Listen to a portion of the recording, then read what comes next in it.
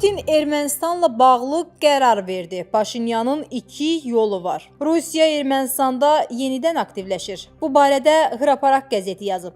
Qeyd olunub ki, Rusiyanın Ermənistandakı səfiri Sergey Kopirkin son həftələrdə ölkədəki siyasi dairələrlə görüşlər keçirib və erməni mediasına müsahibələr verib. Rusiya dairələrindəki mənbəmiz bildirir ki, onlar Ermənistanda geosiyasi proseslərlə bağlı vəzifələrini bərpa etmək qərarına gəlib. İrəvan yenidən Rusiya xəttinə qayıtmağa hazırdırsa, işləməyə davam edəcəklər. Amma Şimal və Qərb arasında oyun oynayacaqlarsa, Moskvanın Ermənistanda hakimiyyət dəyişikliyinə dəstək verəcəyi istisna edilmir. Məlumatda bildirilib. Nəşr qeyd edib ki, bəziləri Serj Sarkisyan və Robert Köçəryanın komanda yoldaşları arasında baş verən atışmaları da Rusiya faktoru ilə izah edir. Rəsmi Moskvanın kimə güvənəcəyi hələlik bəlli deyil. Nəşr əlavə edib. Hakan Fidan Türkiyənin hədəfini açıqladı. Türkiyə Xarici İşlər Naziri Hakan Fidanın NATO'nun dağılması halında ölkəsinin Avropanın yeni təhlükəsizlik arxitekturasının bir parçası olmaq istəyəcəyini açıqlayıb.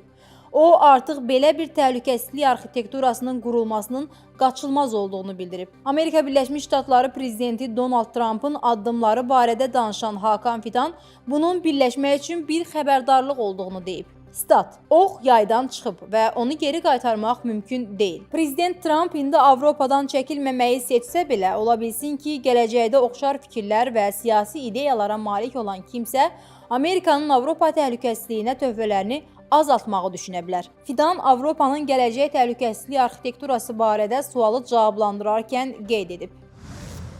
Amerika Birləşmiş Ştatları əskərlərini geri çəksin. Türkiyə ordusu girəcək. Fidan açıqladı. Biz Trump'ın Amerika qoşunlarını Suriyadan çıxarmasını gözləyirik. Bu sözləri Türkiyənin Xarici İşlər Naziri Hakan Fidan deyib. Stat: Biz IŞİDə qarşı mübarizə aparmaq üçün Amerika Birləşmiş Ştatlarının rəhbərlik etdiyi beynəlxalq koalisiyaya alternativ olaraq regional dövlətlərlə koalisiya yaradacağıq. Amerika Birləşmiş Ştatları, Fransa və İngiltərənin bir terror təşkilatını digərinə qarşı dəstəkləməsi səhv idi. Türkiyə əskərləri Suriyanın şimalında PKK-YPG-nin IŞİD üzvlərinin saxladığı düşərgə və həbsxanalara nəzarəti ələ keçirə bilər. Statın sonu. İran və Ermənistan arasında gərginlik nələr olacaq? Ermənistan İranın maraqlarına qarşı həssasdır və İran İslam Respublikası da bizim maraqlarımıza həssasdır. Bunu Ermənistanın baş naziri Nikol Paşinyan İranın dövlət televiziyasına müsahibəsində deyib. Jurnalistin kənar düşmənlərdən İran-Ermənistan münasibətlərini necə qorumaq olar sualına Paşinyan cavabında deyib ki, biz münasibətlərin təbii maraqlara əsaslanmasına diqqət yetirməliyik. Stat: Qeyd etdiyiniz kimi mənfi təsir göstərən amillər var. Bu amillər heç kimə sir deyil. O cümlədən İranla bizim də əlaqələrimiz olan bir sıra qərb ölkələri arasında mürəkkəb münasibətlər var.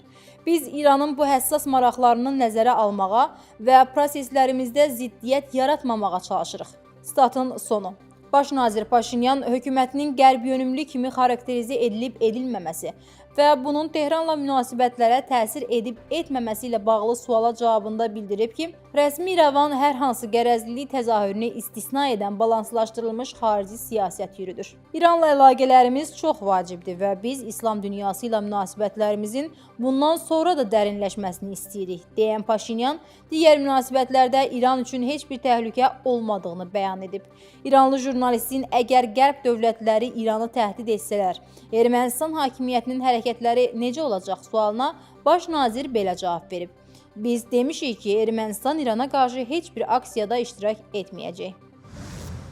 İrandan Türkiyəyə şok zərbə, üsyan başlatdı. Suriyada baş verən hadisələrin arxasında dayanan qüvvənin İran olduğunu hamı bilir. Ələviləri Əsəd tərəfdarları adı altında silahlandırmaq və Colaniyə qarşı üsyanı hazırlamaq İranın Suriya siyasətlərində bundan sonra necə mövqe sərgiləyəcəyini göstərir. Bu siyasət daha əvvəl İranın dini rəhbəri Ayətullah Əli Xamneyi tərəfindən elan olunmuşdu. HTŞ-nin Suriyanı ələ keçirməsindən indiyə qədər bu üsyan ölkədə ən ciddi və ən qanlı hadisə hesab olunur. Şübhəsiz ki, bu ilk növbədə HTŞ-yə, daha sonra Türkiyə mənafeyinə qarşı İran İslam Respublikasının ilk həmləsidir. Suriya Ələvilərinin Colani hakimiyyətinə və Türkiyənin maraqlarına qarşı hərbi əməliyyatında İslam Respublikasının uğuru və ya uğursuzluğu böyük nəticələrə səbəb ola bilər. Baş verən hadisədən həm ruslar, həm də İsraillilər daha çox məmnun görünür. Bir neçə gün əvvəl Hakan Fidanın İranın xarici siyasəti haqqında dedikləri indi daha açıq başa düşülür. Fidanın nələri qəsd etdiyi də tam şəkildə məlum oldu.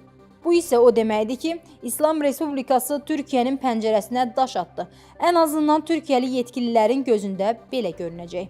İran birbaşa və ya dolayı yolla Türkiyənin yeni Suriyadakı maraqlarına zərbə vurmağa çalışır.